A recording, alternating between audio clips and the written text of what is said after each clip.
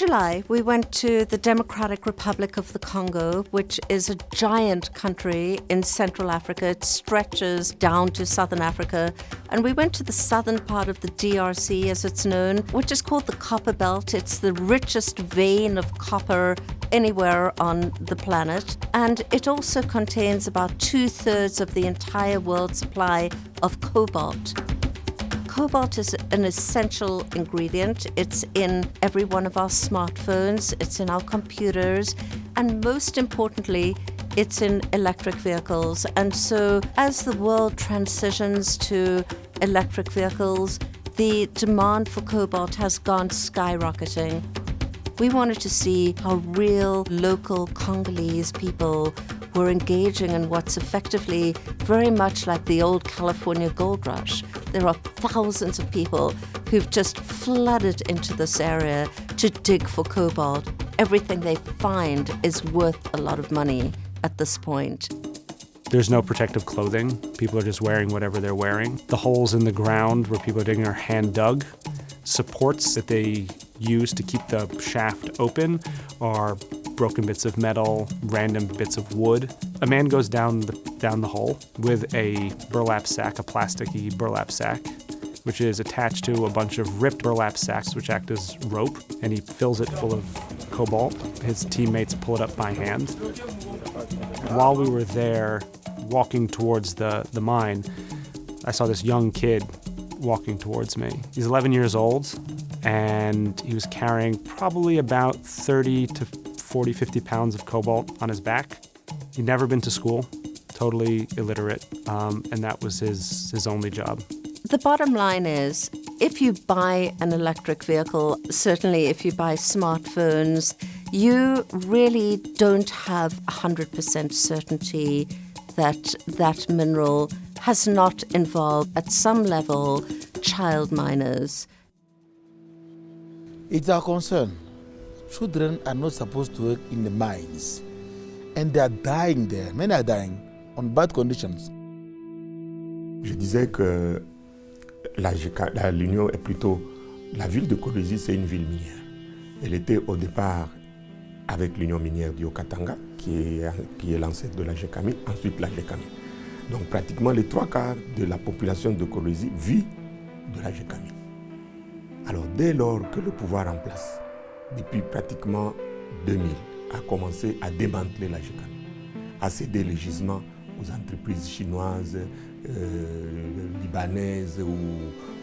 Alors quand on a commencé à licencier les travailleurs GECAMI sous forme soit de départ volontaire, sous forme de retraite non payée, quand on a commencé à paupériser, en fait je dirais paupériser, c'est-à-dire on a rendu pauvres les travailleurs GECAMI, c'est donc tout l'entourage de Congolese qui a connu cet appauvrissement. Ce qui a fait qu'aujourd'hui, il y a des femmes qui sont allées dans les mines, il y a des enfants qui sont allés dans les mines, il y a les retraités GECAMI qui ont amené parfois femmes et enfants dans les mines parce qu'ils ont été appauvris par le pouvoir en place. So you have along the sides of the road tons of people who work there. You have people who are crushing up the cobalt, there are people who are weighing the cobalt, there are people who are loading it onto trucks. So there's hundreds, if not thousands of people, working. The market was probably the most important thing that we were able to photograph and report from, because it really is the point at which the cobalt switches from Congolese hands to international hands, and those hands are Chinese. Those huge Chinese cobalt importers have hundreds of middlemen buying bits of cobalt and then selling them on. So there's many, many layers to this business, and hence it's very difficult to trace exactly how the cobalt in your product is mined. This is a very complex and very difficult situation for tech industries to deal with. The global auto industry is now heavily implicated in the Congo's mining. Companies like Apple, Tesla, a couple of the auto companies are attempting now to create their own pipelines of cobalt supplies. It's a very difficult thing to do, mostly because they're somewhat late to the game. companies have begun looking around to see if they can create alternatives to the lithium-ion battery, which needs cobalt. And they have made some progress in that respect. They have begun to develop ways of creating batteries that would use less cobalt. So far, we have yet to see any battery that is invented that will need no cobalt at all.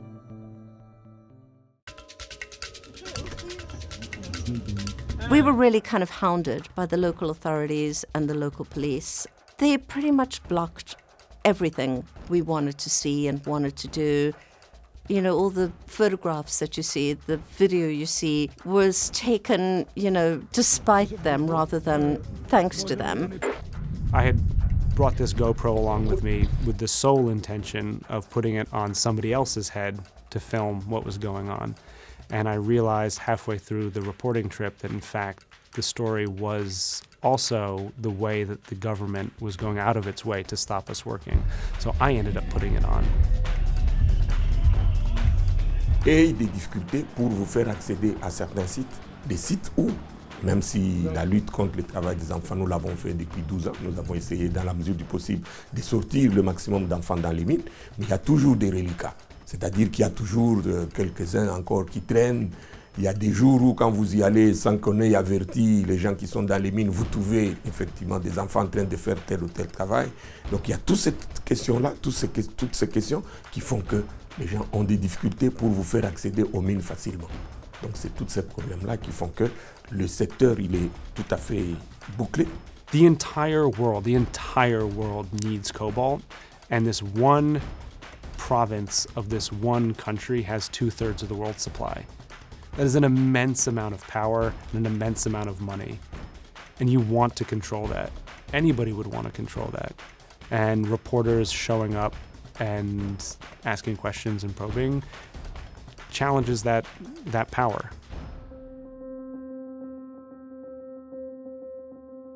Cobalt mining has a lot of problems in Congo, but it is a source of income for hundreds of thousands of people. This is a country with the most incredible, intense level of poverty that you can imagine. People really have nothing. And given any opportunity to make $1 a day, they will certainly rush to take it. My hope is that the way the Arab countries have benefited from the petrol, Congo at last can benefit from this mineral, and God has made it at the center of the wealth of the world. We need our leaders to know that it's our opportunity now to rise up and to be a powerful nation. Or, si le flot peut rester, vous dites, bon, Tesla, ces batteries, est-ce que ces batteries, si on les fabrique en RDC, c'est pas possible? Si Apple, qui fabrique, c'est pas moi, des batteries des téléphones, est-ce que si ces batteries, nous ne pouvons pas, s'il y a du courant électrique, il y a des produits finis à la base, et puis nous produisons ceci, donc nous pouvons mieux contrôler les secteurs. Sadly, I think a lot of companies will invest a lot of money to try get out of the Congo altogether. And I say sadly because honestly, the local people really fear that that's going to happen. But for a lot of companies sitting in Silicon Valley, it's easier for them to say, let's just put billions of dollars into creating a non-cobalt battery and get out of this country.